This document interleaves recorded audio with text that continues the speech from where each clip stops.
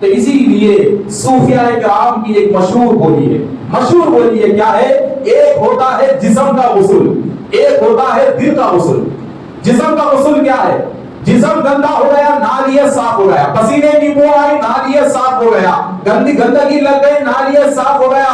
اسی طریقے سے انسان کا دل بھی ناپاک ہوتا ہے، انسان کا دل بھی گندا ہوتا ہے، گناہوں سے جم جاتا ہے، کئی قسم کی خواہشات سے انسان کا دل جم جاتا ہے، گندا ہو جاتا ہے۔ تو اولیاء نے کہا کہ دل کو غسل دو، تو پوچھا دل کا غسل کیا ہوتا ہے؟ تو صوفیاء کرام کہتے ہیں کہ دل کا غسل رمضان کا روزہ ہوتا ہے، کہ تم رمضان کے روزے رہو، یہ رمضان کے روزے یہ تمہارے دل کا غسل ہے، تمہارے دل کا غسل ہے کہ اگر تمہارے دل میں چاہے گندگی کتنی بھی کیوں نہ ہو جائے تو رمضان کے روزے رہو، یہ 30 دن کے روزے یہ تمہارا دل کا غسل ہے، تمہارے دل کے تمہارے دل سے ساری خواہشات مٹ جائیں گی، ساری گندگیاں مٹ جائیں گی، سارے گناہ مٹ جائیں گے۔ اب میں آپ کو مثال دوں، سال کے 11 مہینے کیا کیا نہیں کرے؟ سستی ہمارے پاس، کاہلی ہمارے پاس، بے عملی ہمارے پاس، بد عملی ہمارے پاس، نہیں معلوم تجارت میں کیا دھوکا ہو گیا، نہیں معلوم لین دین میں معاملہ کیا ہو گیا، کتنے نمازاں پڑھے نہیں معلوم، کتنے چغلیاں کرے نہیں معلوم، کیسی نیت سے رہے نہیں معلوم، کیسے تماشے سے رہے نہیں معلوم، کیسی حالت سے رہے نہیں معلوم، کس کو جوڑے کس کو توڑے نہیں معلوم، کس کو رکھے کس کو چھوڑے نہیں معلوم، کس کو اٹھائے کس کو ڈبائے نہیں معلوم، کب کیا کرے نہیں معلوم، کب کہاں تھے نہیں معلوم، کدھر تھے نہیں معلوم، کیسے تھے نہیں معلوم، اچھے تھے نہیں معلوم، برے تھے نہیں معلوم، سب کو ساتھ لیے تھے نہیں معلوم، سب کو توڑ دیے تھے نہیں معلوم، کیا کھائے تھے نہیں معلوم، کس کا کھائے تھے نہیں معلوم۔ تو ذرا سوچو اتنی غفلت اور لاپرواہی میں دل ہے، یہ دل کیا ہے؟ تو دل کے بارے میں کہتے ہیں کہ اللہ تبارک و تعالیٰ نے انسان کے دل کو زمین کی طرح رکھا ہے، کسان کی زمین کی طرح رکھا ہے۔ دل ایک زمین ہے اور انسان اس دل کا کسان ہے، اور عمل اس کی بیج ہے۔ عمل کیا ہے؟ اس کی بیج ہے۔ تو اب تم جیسی بیج ڈالو گے یہاں ویسا پودا نکلے گا، تم جیسی بیج ڈالو گے یہاں ویسی فصل ہوگی۔ تو سال کے 11 مہینے ہم غلط بیجاں ڈالتے گئے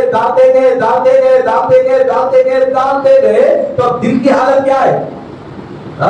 دل کو پانی دے رہے تو صاف پانی نہیں دے رہے، سال بھر گناہوں کا پانی دل کو پہنچ رہا، سال بھر گندگی کا پانی دل کو پہنچ رہا، سال بھر بد عملی کا پانی دل کو پہنچ رہا، تو حالت کیسی ہوتی؟ میں آپ کو ایک اور مثال دیتا ہوں، سنو۔ کھیت کو زندگی کس سے ملتی؟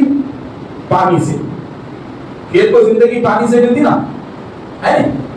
بیج ڈالو تو پانی ضروری پودا بننے کے لیے، تھوڑا سا پودا اٹھا پھر پانی ضروری وہ پودا بڑا ہونے کے لیے، پودا بڑا ہوا پھر پانی ضروری دانے اوپر آنے کے لیے، دانے ہرے ہو گئے تو پانی ضروری دانوں کا دودھ جمنے کے لیے، اور جب دودھ جم گیا پانی پڑتا گیا تو کھیت کی حالت کیا ہوتی؟ کھیت کی حالت کیا ہوتی؟ ہم کئی بار سنتے 8 دن پانی آیا کھیتا تباہ ہو گئے، 8 دن بارش ہوئی کھیت سڑ گئے، یہ سنتے نہیں سنتے؟ 8 دن ایسی بارش ہوئی کہ کھیت سو گئے۔ تو سوچنے والی بات ہے کہ اسی پانی سے کھیت کو زندگی ملتی ہے اور اسی پانی سے کھیت کو موت بھی ملتی ہے۔ آخر یہ فلسفہ کیا ہے؟ تو شریعت سمجھاتی ہے کہ ہر چیز لمٹ میں ہونا چاہیے، جب ان لمٹ کوئی چیز ہوتی ہے تو اس کی حقیقت مر جاتی ہے، ان لمٹ کوئی چیز ہوتی ہے تو اس کی حقیقت مر جاتی ہے۔ اسی طریقے سے ہمارے دل میں گناہ ان لمٹ ہو گئے، اتنے گناہ کہ گناہ کی کوئی لمٹ ہی نہیں ہے، ضمیر مر گیا۔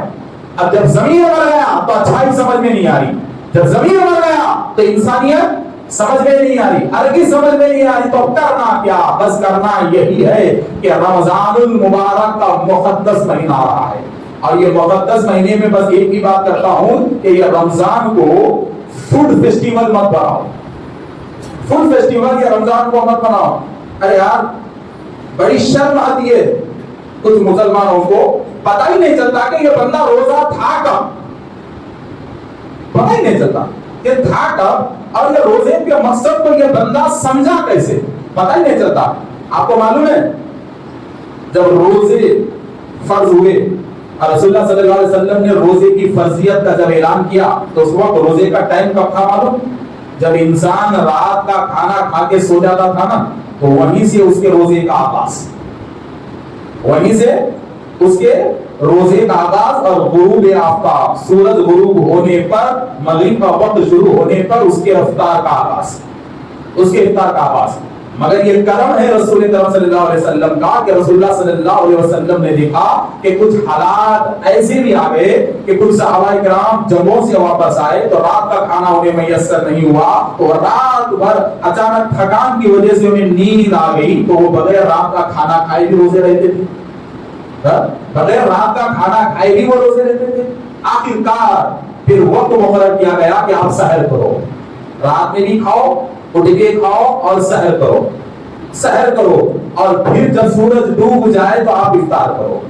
تو ایک چیز، میرا وقت ہو گیا ہے، اب میں آپ کو ایک چیز سمجھاتا ہوں کہ روزے کا مطلب ہے رکے رہنا، صوم کا مطلب کیا ہے؟ رکنا۔ کس چیز سے رکنا؟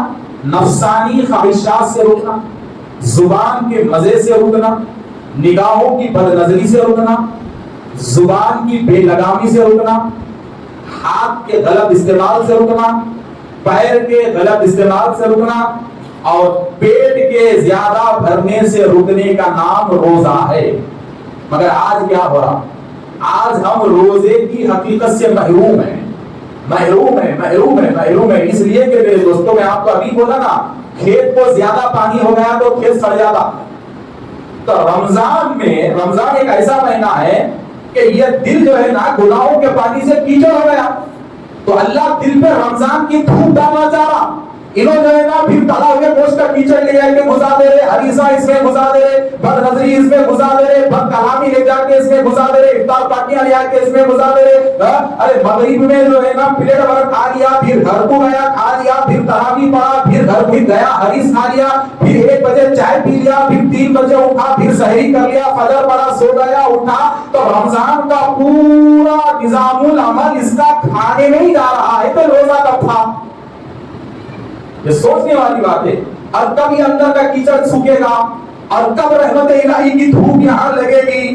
تو میرے دوستوں، انشاءاللہ آنے والا جمعہ میں آپ کو یہ اصول بتاؤں گا کہ روزے کا اصول کیا ہے، روزے کا مقصد کیا ہے۔ اور قسم خدا کی اگر ہم روزے کو اس کے مقصد اور اس کی حقیقت کے حساب سے ہم روزہ رکھنا شروع کر دیے نا تو روحانیت اتنی مضبوط ہوتی ہے کہ پھر کسی کی مجال ہی نہیں کہ ہمیں کون پوچھے، کسی کی مجال نہیں ہو سکتی کہ ہمارے سامنے ٹھہر کے زمین پہ ہمیں پوچھے تم کون۔ آج ہماری زمین پہ ہمیں پوچھا جا رہا ہے تم کون، تو اس کا مطلب ایک ہی ہے کہ ہماری روحانی طاقت مر چکی ہے، اور روحانی طاقت کو بڑھانے کا ایک ہی ذریعہ ہے، وہ ذریعہ ہے روزہ۔ اور وہ روزے کو ہم غلط روٹ پہ لے کے چلے گئے، رمضان کو ہم فوڈ فیسٹیول بنا لیے، رمضان کو ہم تلن اور بھلن کے کھانے کی چیزوں میں رکھ دیا، رمضان کو ہم مزے مزے کے چیزوں میں رکھ لیے۔ تو پھر کیا وہ لوگ غلط تھے جو ایک کھجور پہ افطار کرتے تھے؟ کیا وہ لوگ غلط تھے جو نمک زبان پہ رکھ کے افطار کرتے تھے؟ کیا وہ لوگ غلط تھے جو 2-3 نوالوں پہ سحری کرتے تھے؟ تو سوچنے کی بات ہے کہ اگر وہ صحیح تو میں غلط، میں صحیح تو وہ غلط۔ یہ 2 فیصلے رمضان میں آپ لوگوں کو کرنا ہے۔ خدا حافظ۔